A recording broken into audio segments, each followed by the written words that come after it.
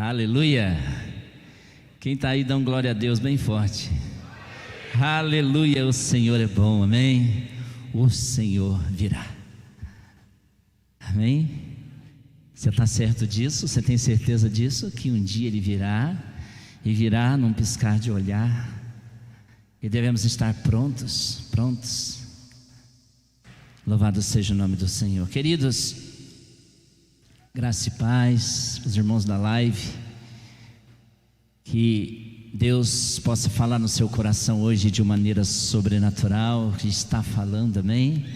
O Espírito Santo do Senhor está aqui, aleluia, porque você está aqui, Deus está aqui, o Senhor te trouxe aqui, e hoje é uma noite especial para os filhos de Deus. Hoje é a noite de nós celebrarmos a morte do Senhor. Talvez alguém assuste como celebra a morte de alguém. Eu sempre falo isso aqui: Jesus, Ele nunca deixou estabelecido a data do seu aniversário e nunca pediu para que celebrássemos, embora nós celebramos. Mas se tem algo que Ele marcou como um decreto para a igreja primitiva, é celebrar a ceia do Senhor, celebrar a morte, celebrar a sua morte, até que Ele venha. Porque o ponto mais alto, mais importante do propósito da vida de Jesus foi a cruz. É devido à cruz que eu estou aqui, é devido à cruz que você chegou até aqui. A cruz nos alcançou, amém? A cruz alcançou você. A cruz me alcançou um dia. Eu entendi o sacrifício da cruz e eu me rendi ao sacrifício da cruz.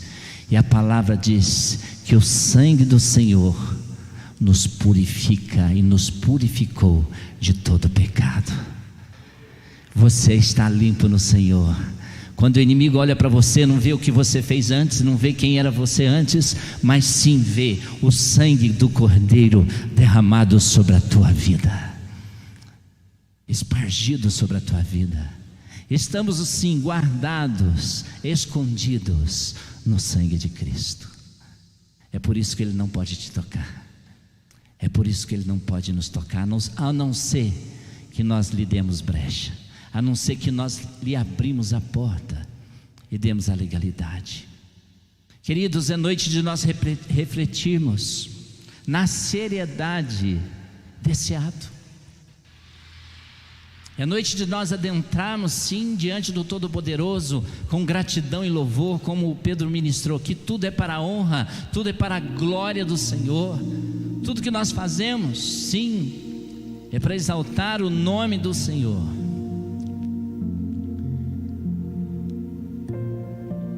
Estão pedindo aqui, não sei se vocês vão conseguir aí no painel. Cadê quem que desligou? Para acender pelo menos uma luz aqui, ó. Senão eles não vão conseguir ler a Bíblia. E até o centro, deixa só essa aí em cima de mim aqui desligada. Eles apagaram para apresentar melhor a decoração que foi feita, uma decoração especial hoje. Nós estamos até meio de lado aqui na live, os irmãos que estão aí, né? Mas, queridos, e hoje nós vemos aqui alguns elementos que representa. Eu vou ficar aqui no centro, viu, Érito? Tudo bem?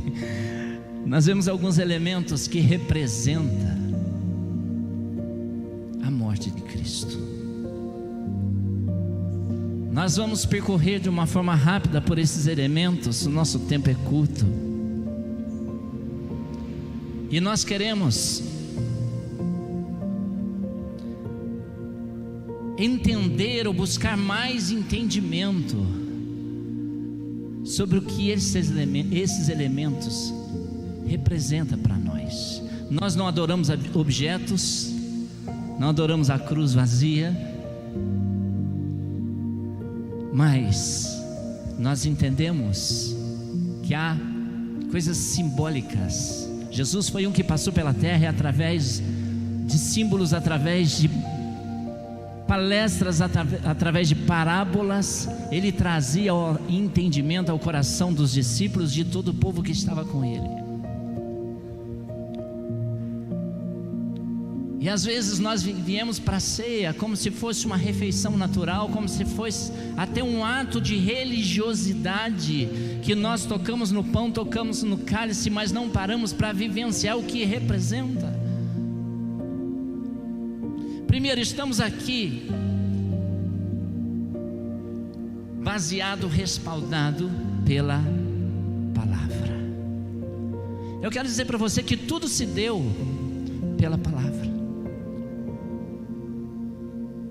Tudo aconteceu pela palavra. Abra sua Bíblia em João, versículo 1.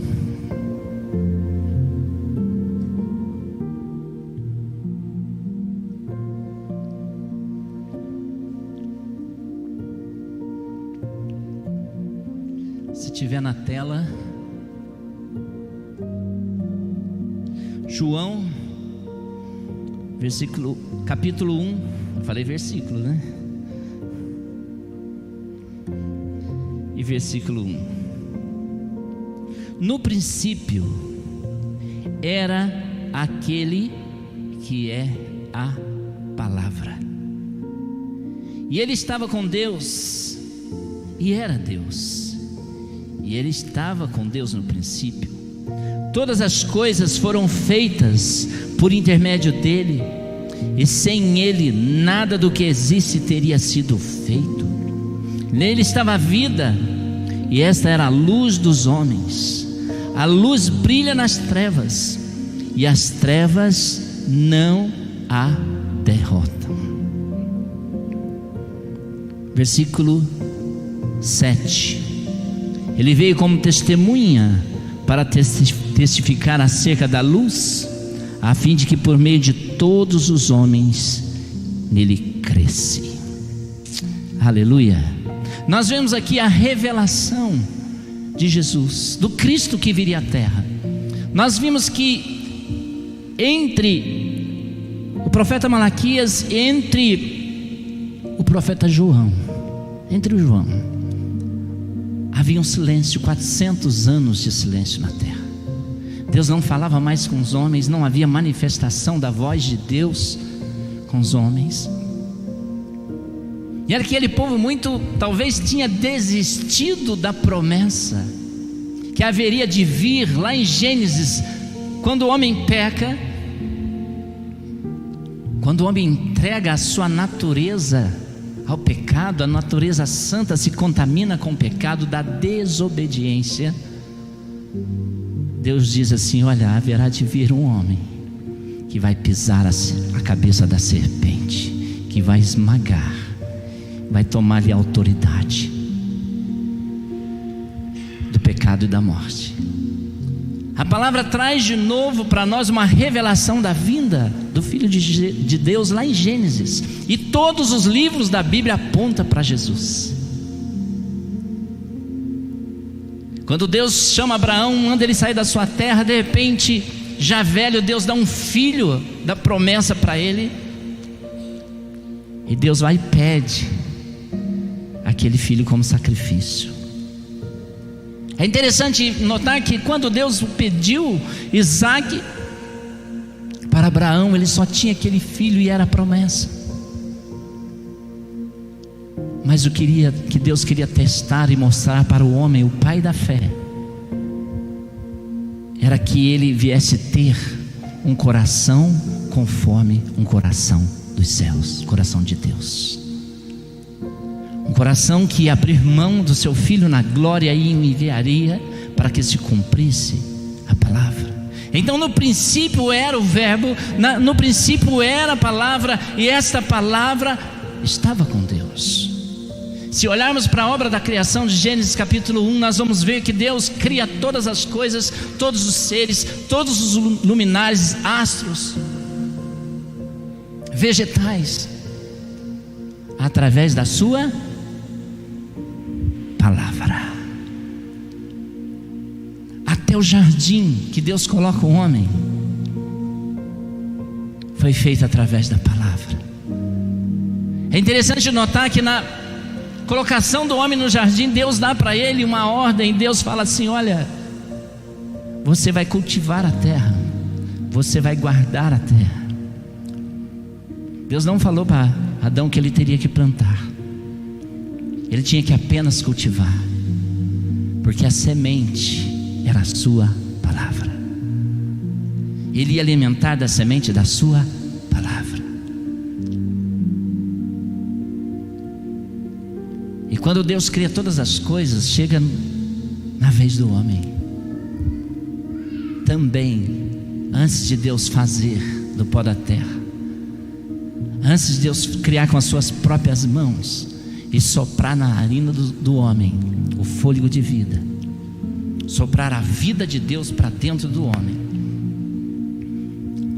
diz em Gênesis, Deus diz assim: façamos o homem a nossa imagem e a nossa semelhança. Palavra.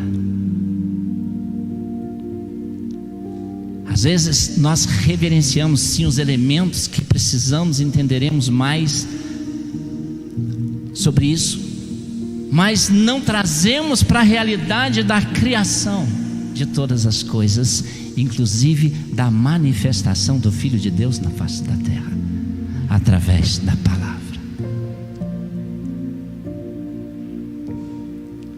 Jesus esteve na terra, passou por nós, realizou milagres,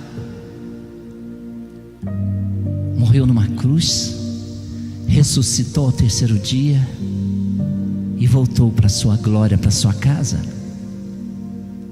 mas deixou para nós uma palavra, deixou para nós a presença da glória, que é o Espírito Santo, para que nós venhamos entender a palavra. Por isso que quando nós entramos diante do Senhor, quando nós viemos para a casa de Deus, quando nós vamos meditar nessa palavra, quando o Espírito começa a revelar quem é Deus em nosso espírito, nós nos sentimos fortes, porque a palavra nos alimenta. No princípio era a palavra. Ele veio, se fez carne, habitou em nós, e diz assim: eu sou o pão vivo que desceu dos céus. Aleluia. Queridos, vemos aqui então alguns elementos que traz para nós a revelação deste momento. Deus se move na terra através da sua palavra.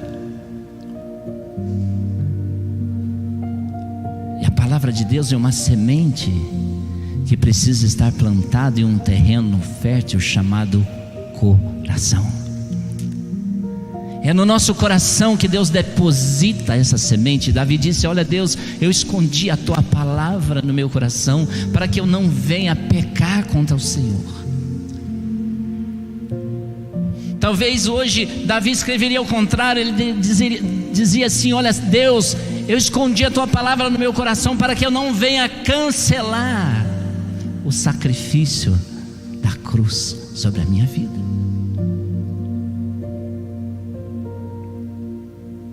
Queridos, a palavra que revela é a mesma que nos empodera. Às vezes nós queremos poder sem palavra, poder sem revelação da palavra. Hoje nós vivemos um momento que tudo rápido, as coisas são muito rápidas. Eu já falei isso aqui, mas antes meu bisavô tinha uma fazenda, meu avô tinha uma horta, meu pai tinha um abridor de lata, e nós temos o iFood. Está tudo rápido. E às vezes nós viemos para uma celebração, nós viemos para uma campanha, nós corremos atrás de profetas para ser cheio da glória. Mas como é que está o terreno? Qual semente que está no terreno? Nós sabemos que aos ladrões da semente e a outros maus semeadores, o sistema do mundo despeja, se deixar, despeja para dentro de nós coisas terríveis, menos a palavra. E com isso nós começamos a nos confundir, nós começamos a nos perder no caminho, e não conseguimos entender, se nós olharmos para os homens da Bíblia, quantos erros cometeram, e quanto pagaram por isso, quanto adiaram o propósito de Deus na vida deles, porque esqueceram um dia da palavra, porque algo entrou no coração e fez com que aquela palavra não frutificasse. Mas querido, Deus nos colocou aqui, Deus te chamou, Deus me chamou para sermos filhos, e filhos sentam ao redor da mesa para ouvir o conselho do Pai. Esta mesa simboliza a mesa que está posta diante de você esta noite, e nele está sentado o Pai, o Espírito, o Filho e o Espírito Santo, para trazer conselho para a sua vida. Ele só está dizendo assim: filho meu, dai-me o teu coração. Aleluia. Ele olha nos teus olhos e diz: eu não quero nada seu, eu não quero o seu corpo, eu não quero a sua alma, eu não quero os seus sentimentos, eu quero apenas o seu coração, porque do seu coração procede a fonte de vida. Quando o coração para, não tem mais vida. Então, quando nós o entregamos, nós começamos a viver, a desfrutar do que a palavra diz, do que nós temos. Nós passamos a ter o que a palavra diz que nós podemos ter. Nós passamos a ser o que a palavra diz que nós podemos ser. Queridos,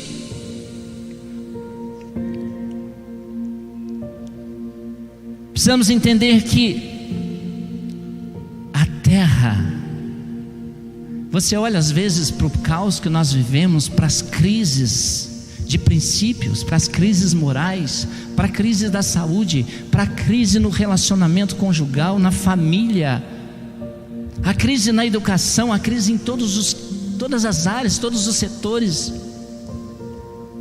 a paz em crise no mundo. E nós perguntamos: Deus, aonde o Senhor está e onde nós estamos? Em Gênesis, como nós falamos, a Bíblia diz que a terra era sem forma e vazia, havia uma escuridão que cobria a face da terra, mas a presença de Deus movia sobre a face das águas. A presença de Deus estava sobre o caos. E você acha que hoje é diferente? Deus está acima de todas essas crises. Quer saber mais? Deus nos leva para viver acima de todas essas crises. Por isso Ele pede o nosso coração, porque quando Ele pede o nosso coração, é o comando da nossa vida. Ele reina, Ele governa, e Ele nos faz saltar sobre as tempestades, Ele nos faz romper as barreiras, Ele nos faz transpor montanhas. Essa é a posição da igreja, para que nós venhamos desfrutar e beber da vida de Deus, que é o sangue, para que nós venhamos nos fortalecer e comer do pão, que é o corpo de Cristo. Nós precisamos ter esse entendimento em espírito, que às vezes você fala: pastor, mas eu fiquei doente, pastor, mas eu sofri. Sim, essa matéria, essa alma, ela sempre vai ter essas consequências. Mas a Bíblia diz que a carne é fraca, mas o Espírito está pronto para quê? Para subsistir, para vencer todas as crises que virão, que estão vindo e que estamos vivendo. É por isso que nós assentamos a essa mesa para alimentar de 2 elementos tão simples: um pedacinho de pão que não nos mata a fome natural, que não sacia a vontade da alma, um simples cálice, mas que quando nós fazemos em obediência ao mandamento, fazer isso todas as vezes que beberdes em memória de mim, diz o Senhor. Quando nós fazemos, nós participamos da vida de Deus e do corpo de Cristo, da vida de Cristo. Bebemos a vida de Cristo para sermos fortes no Espírito, para que a alma não venha nos sucumbir, para que o nosso corpo não nos leve para qualquer lado, a não ser para a presença do Todo-Poderoso. Nós somos criados para viver em relacionamento com Deus, e quando nós tocamos no pão, quando nós tocamos no cálice, nós dizemos: eu faço parte da família de Deus. É muito mais forte quando nós tocamos no cálice e tocamos no pão. Nós dizemos: Jesus, eu tenho parte contigo, eu sou um contigo. Queridos,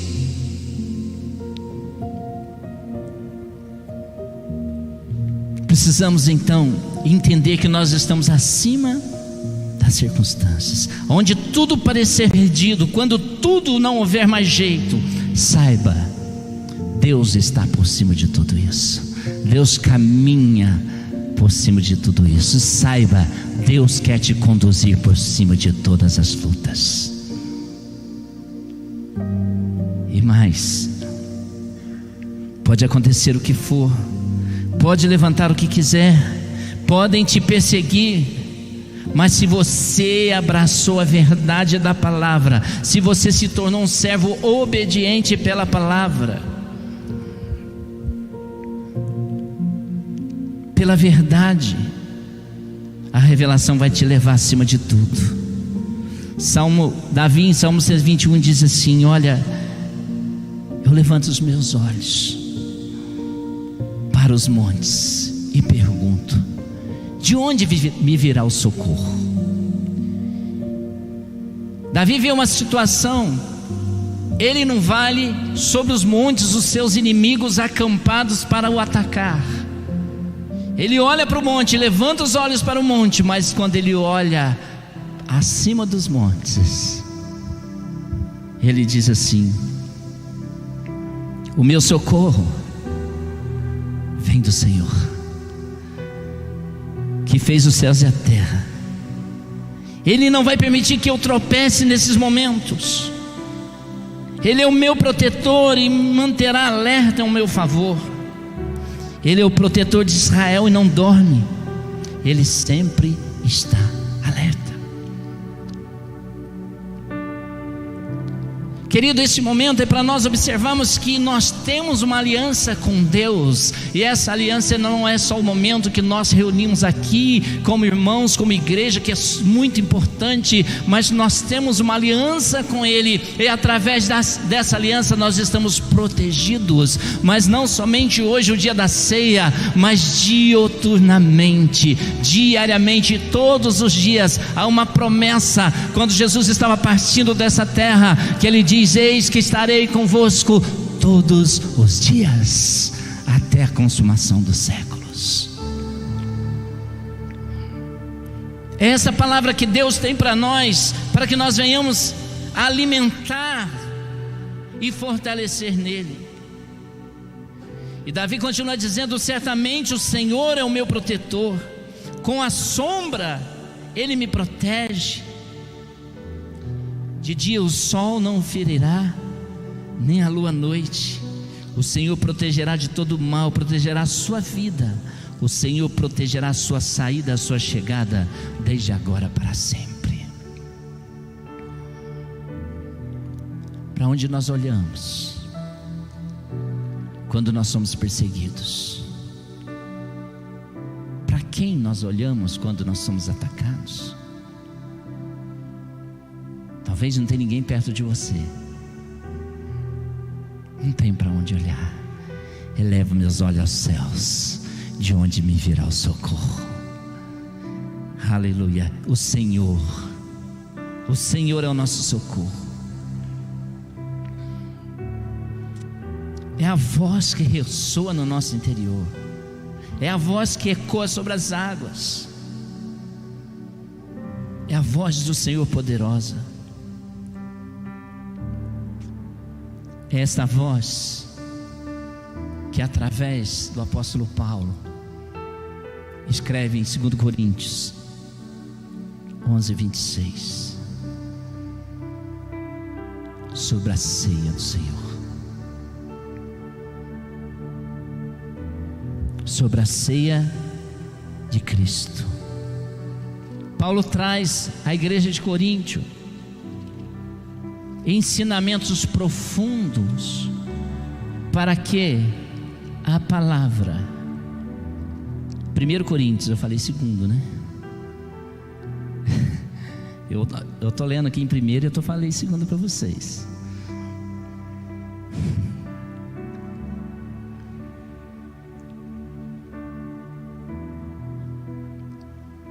Paulo diz assim: olha, eu recebi do Senhor e também vos entreguei, que o Senhor, na noite que foi traído, tomou o pão e, tendo dado graças, partiu e disse: este é o meu corpo que é dado em favor de vocês, façam isso em memória de mim.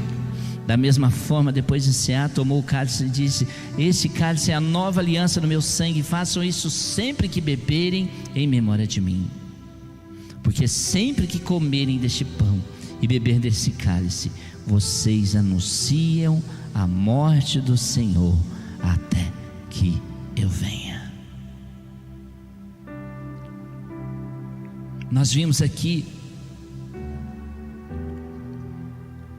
a ceia aponta para 3 estações: para o passado, para o presente e para o futuro. Deus é um Deus completo. Ele não faz nada pela metade. Ele não te criou pela metade. Deus te criou para um propósito. E quando nós estivermos no centro do propósito, nós entenderemos que o mais importante é Ele na nossa vida.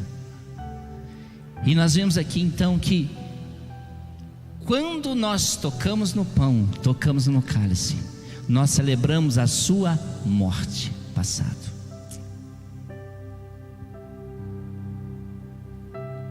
Quando nós bebemos do cálice, nós bebemos da sua vida presente, comemos do seu corpo presente. Por isso que ele fala: fazer isso todas as vezes. Nós temos o hábito de realizar a ceia uma vez por mês. Há lugares que realizam a ceia uma vez por semana. A Bíblia não estabelece, mas todas as vezes que você tocar no pão, todas as vezes que você tocar no cálice, saiba que você está no presente, comendo o corpo de Cristo, bebendo a vida de Deus. É muito mais do que participar de 2 alimentos naturais. Por isso, é muito importante, quando você receber esses elementos, você entender que por obediência você está participando deste ato. E neste momento, este ato é muito além do natural. Você está recebendo vida de Deus. E a vida de Deus na sua vida te cura, a vida de Deus na sua vida liberta, a vida de Deus na sua vida te habilita a fazer coisas conforme Jesus fez. Ter parte com Cristo é fazer o que Ele fez. Ter parte com Ele, viver como Ele viveu. Jesus era um homem comum. Se nós olharmos a história, quando Jesus estava para ser preso, e quando Judas vem com os soldados, eles não achavam os soldados. Se Judas não fosse lá e desse um beijo em Jesus, eles não achavam Jesus, porque Jesus era igual a todos. Quando eu bebo a vida de Deus, eu passo a viver a vida de Cristo. Eu passo a viver a vida de Cristo. E quando nós bebemos a vida de Cristo, nós somos todos iguais. Não há diferença. Você pode ter uma casa melhor que a minha, ou eu uma casa melhor que a sua, mas isso para Deus não importa. O que importa é que nós somos todos filhos de um mesmo Pai, no Espírito. Precisamos entender então que buscando de Deus essas verdades da palavra, nós viveremos de uma maneira diferente na terra, não com medo. Houve um tempo que parece que a ceia produzia medo nas pessoas, mas Paulo continua dizendo a sua carta, dizendo assim, olha, ele não falou, você não pode beber da ceia. Ele diz assim, faça um exame, examine-se, pois o homem a si mesmo. E assim como? Ele poderia seguir conforme talvez o nosso pensamento, e assim não coma desse pão, assim não beba desse cálice, porque você não é digno. É justamente ao contrário, e assim coma, mas assim como? Se arrependa, confesse-se, peça perdão, acerte, ajuste. Queridos, essa mesa tem lugar para todos, mas para todos que estão com o seu coração aberto para ser curado e transformado. Diante de Deus, nós somos um, como nós somos um, como quando participamos da ceia. Mas precisamos entender que ser um diante de Deus é sentar à mesa com liberdade um com os outros.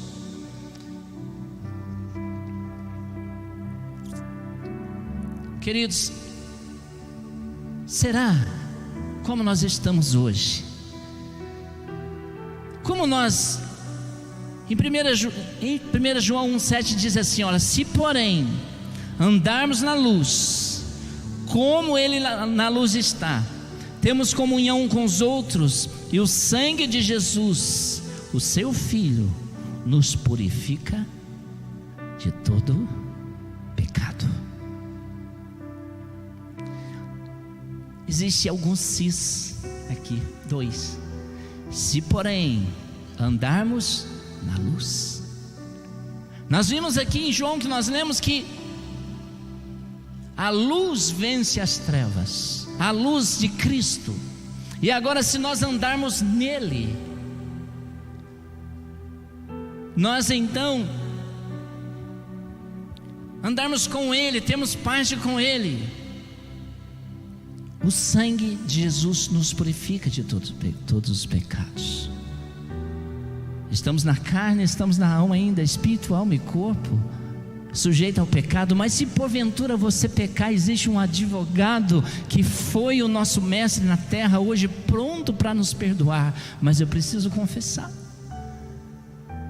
O pecado produz trevas e ofusca a luz que há em nós. Queridos, não deixe apagar o pavio que fumega. Talvez você está vivendo um problema, você não está conseguindo se libertar de algo. Jesus não veio para te condenar, Jesus não morreu para te condenar, Jesus morreu para te libertar.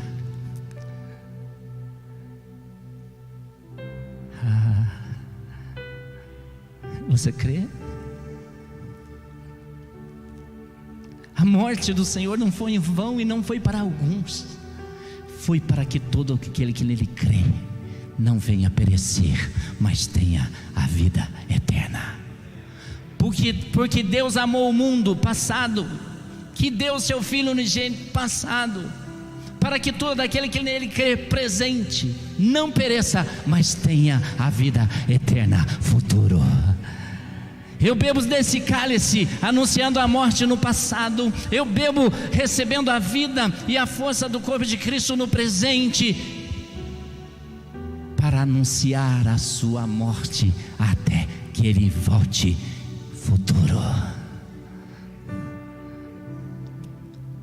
Deus tem um plano completo para a sua vida, querido. Deus não te tocou anos atrás, tempos atrás, e hoje te deixou sozinho. Ele está com você, dizendo: coma do meu corpo, beba mais do meu sangue, você será liberto, será curado e será puro. Será uma vida transformada e transformadora nesta terra. Aleluia. Mas outro item, olha que interessante. Então preciso andar na luz, mas também temos comunhão um com os outros. Sabe o que é ter comunhão? Ter tudo em comunhão, em comum. Imagina todo esse povo, nós estamos assentados em uma mesa, um do lado do outro, ou de frente com o outro, e olhar no seu irmão. Será que você pode olhar no seu irmão e falar assim: olha, eu sou igualzinho a você? Será que ele pode olhar para você e falar assim: você é igualzinho a mim? Você sabe o que é ter comunhão? É ter tudo em comum. Ter tudo não é ter coisas, é ter uma vida alinhada diante dos céus. O que nos difere não são coisas, nem valores, nem nível cultural. Um gari sentado à mesa e um juiz sentado aqui tem o mesmo valor para Deus.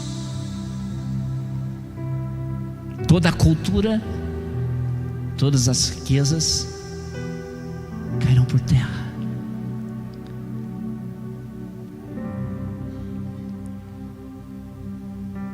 Aí sim, eu tenho comunhão. Eu posso olhar no olho de qualquer um e dizer: olha, eu sou igualzinho a você. Talvez você comece a treinar isso hoje. Você vai dar paz para o seu irmão. Se até agora você não conseguiu, você se sentiu maior ou pior do que o seu irmão que está aqui, a vida de Cristo vai te curar essa noite.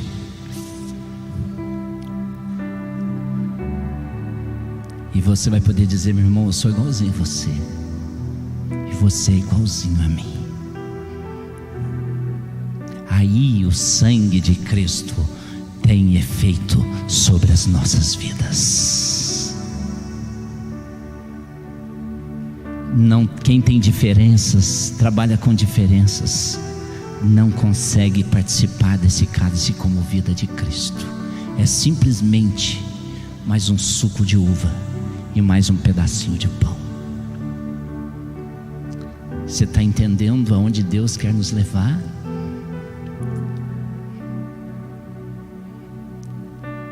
É uma comunhão que emana, exala o perfume de Cristo. É uma comunhão que sentimos prazer de estar um com o outro. Queridos,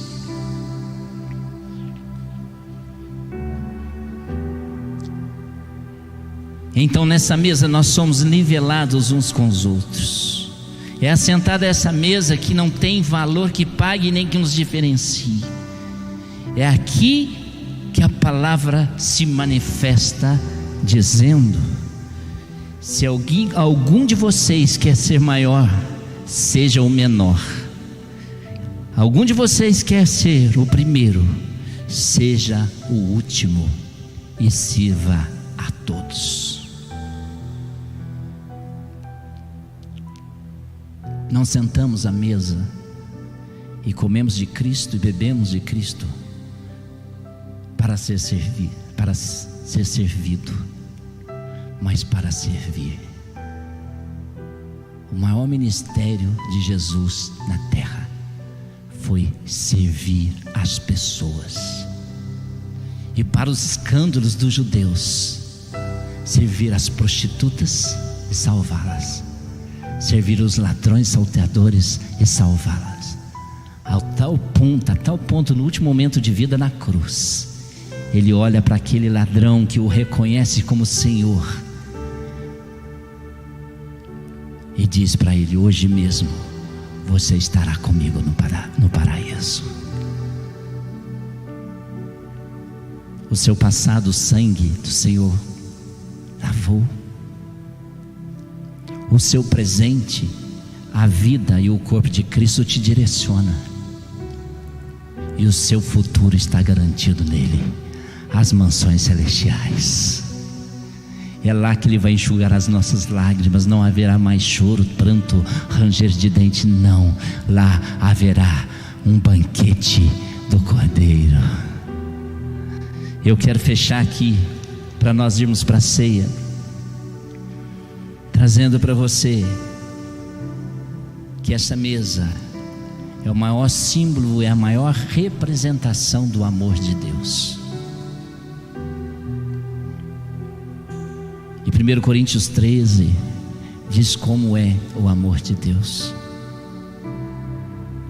O amor de Deus, quando eu recebo, quando eu bebo da vida dele, quando eu recebo, quando eu como da sua carne.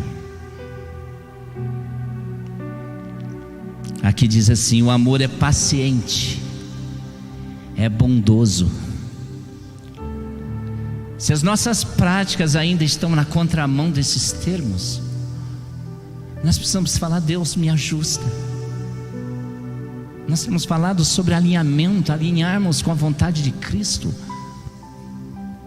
alinhamento com os céus e o que os céus esperam de nós. Deus não quer que nós trabalhamos para Ele, não. O nosso serviço, o que nós fazemos para Deus é o extrato do nosso relacionamento com Ele. Deixa eu te dizer algo: quanto mais eu relaciono com Cristo, mais eu quero fazer algo para Deus. As pessoas que estão atuando hoje no corpo de Cristo entendem isso.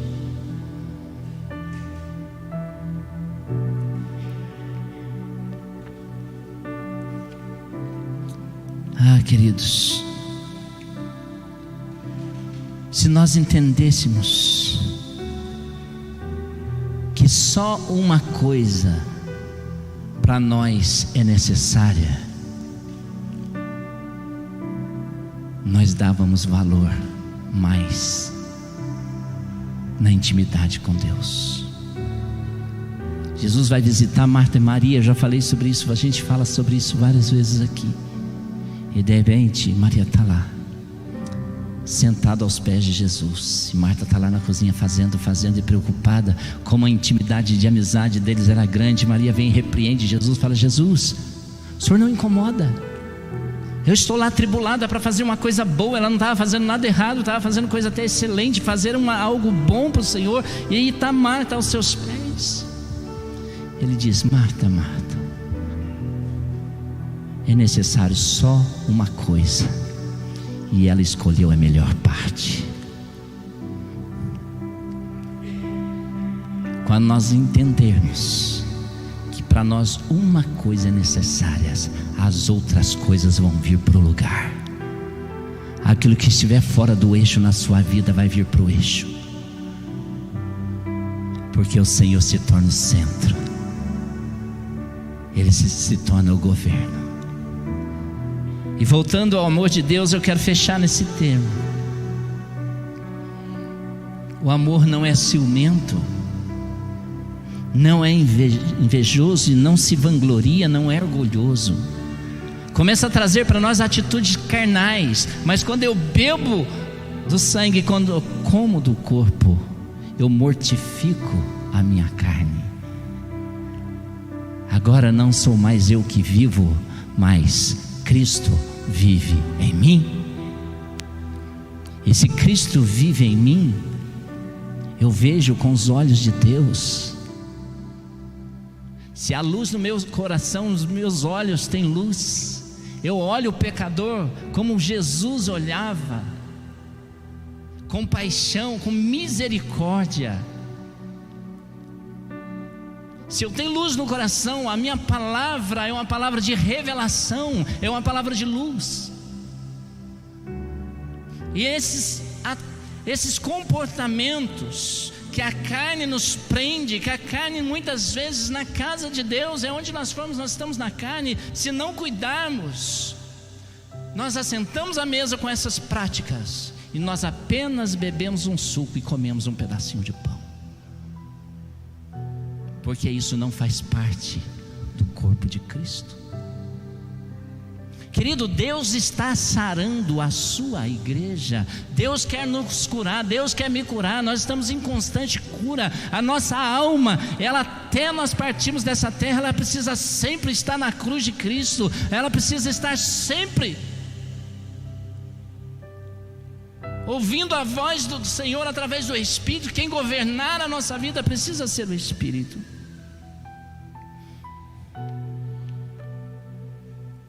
O amor é bondoso, não arde em ciúme, não é invejoso. Irmãos, nós estaremos sempre diante de dois caminhos. Eis, Deuteronômio, Deus fala: eu coloco diante de vocês dois caminhos, mas eu aconselho que vocês siga o caminho do bem.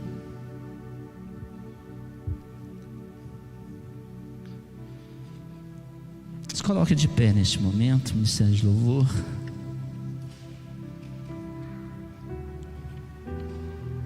João 6, 35 e 55 diz assim: na verdade eu vos digo, se não comerdes a carne do Filho do Homem, se não beberdes do seu sangue, não tereis vida em vós mesmo. Quem come a minha carne e bebe o meu sangue tem a vida eterna, e eu ressuscitarei no último dia. Porque a minha carne verdadeiramente é comida e o meu sangue verdadeiramente é bebida. Se comermos e bebermos dele, queridos, nós estaremos cheios de Cristo.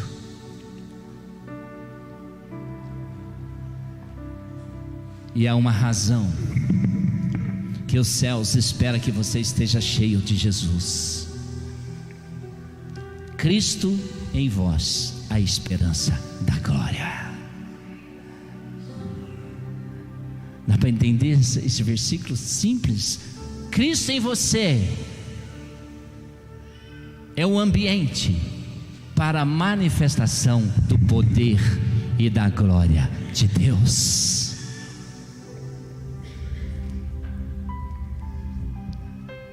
Sabe, precisamos amar mais uns aos outros. Sabe, a luz no nosso coração, ela nos direciona em como ser filhos, verdadeiros filhos de Deus, lá no nosso relacionamento conjugal, lá na nossa casa, lá no nosso trabalho e aqui na nossa comunhão entre os filhos de Deus.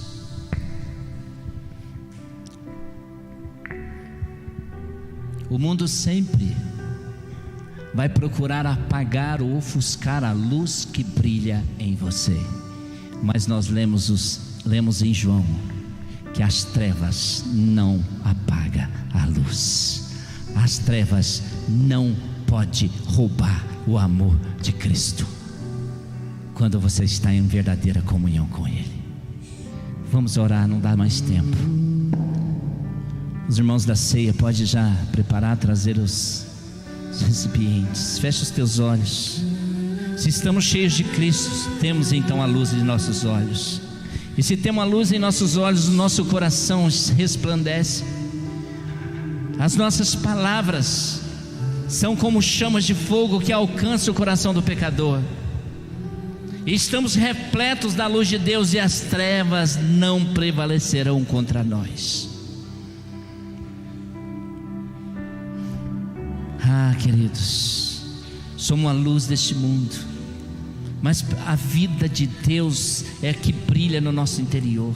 A vida de Jesus através do teu corpo e do teu sangue. E não se pode esconder uma luz acesa embaixo de uma mesa. Não se pode esconder uma cidade edificada sobre o monte, se há luz. Então assim brilha a luz de vocês diante dos homens, para que vejam as suas obras e glorifiquem o Pai de vocês que está nos céus. Você nasceu para brilhar, para resplandecer a glória do Senhor. Você nasceu para viver a vida de Cristo, para fortalecer comendo o corpo de Cristo. Deixe então todas as obras da carne, deixemos para trás todo embaraço que tão de perto nos rodeia e nos revistamos daquele que é santo, e nunca vamos sair da sua presença, nunca vamos deixar de assentar à sua mesa. E participando do pão e do cálice, estamos confessando a nossa maior esperança: Ele virá para nos buscar. Ele está vindo, com alaridos, com sons de trombeta. Os céus vão proclamar a vinda do Messias.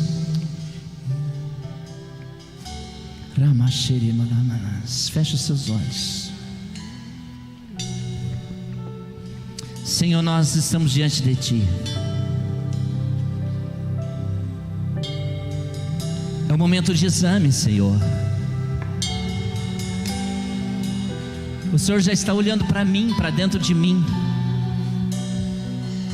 Aqueles comportamentos, Pai, que ainda não condiz com o verdadeiro amor do Senhor. Eu quero entregar em Tuas mãos hoje. E quando eu comer desse pão, quando eu tomar esse cálice, eu serei curado plenamente. Por isso eu confesso, esta noite nós pedimos perdão pelas práticas que mancha a Tua santidade em nós. Nós pedimos perdão, Deus, pela indiferença. Nós pedimos perdão pelo orgulho, pela inveja. Nós pedimos perdão, Deus, por às vezes queremos roubar a glória do Senhor. Somos simples canais da Tua glória. Não sou eu que falo, mas é o Senhor que fala através de mim. Então toda a honra, toda a glória pertence ao Senhor, porque o Seu amor não se vangloria.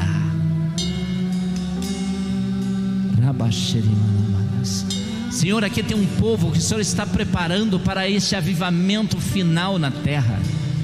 Aqui tem gerações que vão participar, Deus, deste avivamento na terra. E Deus, traga para nós essa realidade, nos limpa de todo mal, de todo pecado, de todo embaraço. Nos perdoe,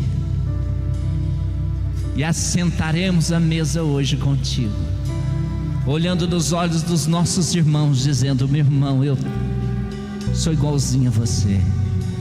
Nós somos igualzinhos ao Senhor, porque nós temos parte com Ele. Em nome de Jesus, celebra Ele, dê um brado, aplauda. Toda honra, toda glória, todo poder pertence ao Senhor Jesus.